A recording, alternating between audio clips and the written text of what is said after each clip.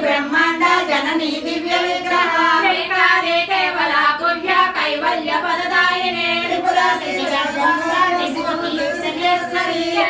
दिव्य गंधाद्य सिंधूर तिलकांचिता उमा शैलेंद्र तनया गौरी गंधर्व सेविता स्वर्ण गर्भ वरदा वागदेश्वरी ज्ञान गम्य परिच्छेद ज्ञानदा ज्ञान विग्रह सर्व वेदांत संवेद्य सच्चानंद स्वरूपिणी